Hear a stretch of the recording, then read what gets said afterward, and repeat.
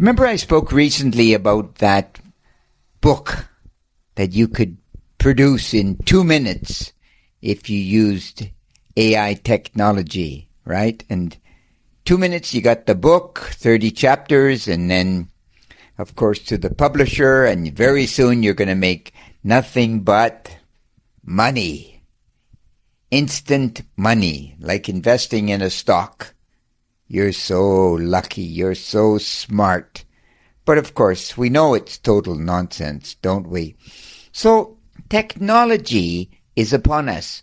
But I think it's important to identify that technology has always been upon us. And I was reading recently about the automobile. So when the automobile first came to Britain, it was really reviled. And people were, of course, absolutely against it. So who owned the cars initially were the wealthy people, right? And so the peasantry or the farmers or the business people just were ensconced at this smoke and this noise and everything else. But slowly over time, we began to adopt the technology. And look where we are today. And this is the same, undoubtedly, with chat, GPT, AI technology, and all the rest of it.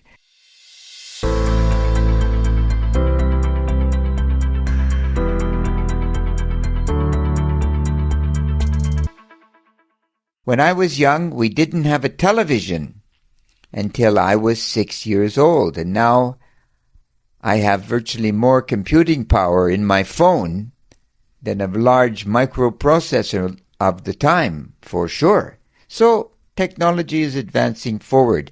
And I was listening to a very interesting article on YouTube with Dr. John Lennox and AI. And if you do have the time, please hunt around and find it. Very interesting, because he's a mathematician, but more importantly, he's a very religious person. So he ultimately believes that all of this technology is God's unfolding, very much in a Hegelian sense. These are my words, of course, but in a Hegelian sense, that this is God's hand unfolding in history. And we really, in that sense, shouldn't be afraid, because if you are a Christian and you have kind of a Christian ethical background, then you know that in the end, things will be fine. We don't have to fear the technology, we have to work with it. But it seems to me that there is a bit of a conspiracy afoot.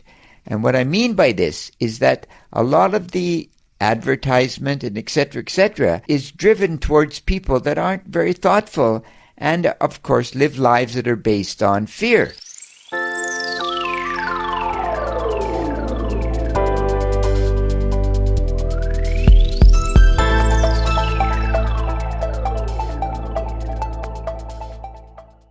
For instance, if I were working at a 7-Eleven and that was my skill set, and I'm going to stay at a 7-Eleven or a bank or drive a bus or any basic work like this, I would be afraid in the modern era, because those jobs for sure will be replaced, because they can be replaced by a general AI technological piece, if you will, or invention, for sure.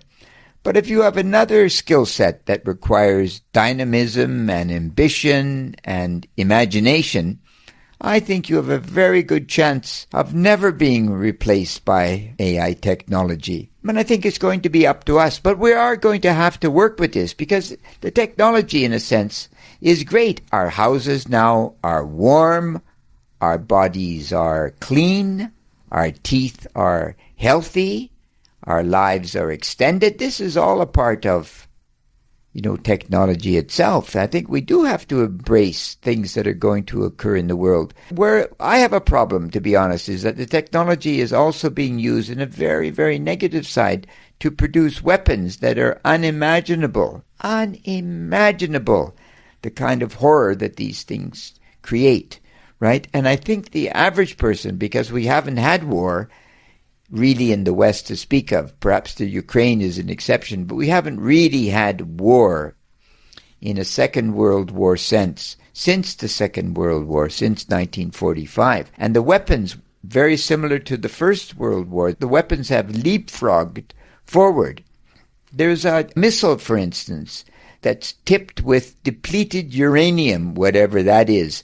And when it goes through a tank, it burns at something like 4,000 degrees centigrade. And it incinerates everyone in the tank and around the tank, for sure. But the problem is that the uranium then goes into the soil. And, of course, the soldiers that come upon the tank at a later date become infected with uranium poisoning. And this is a huge problem with the American military, supposedly from when they went into Iraq at the beginning of the century, of the millennium.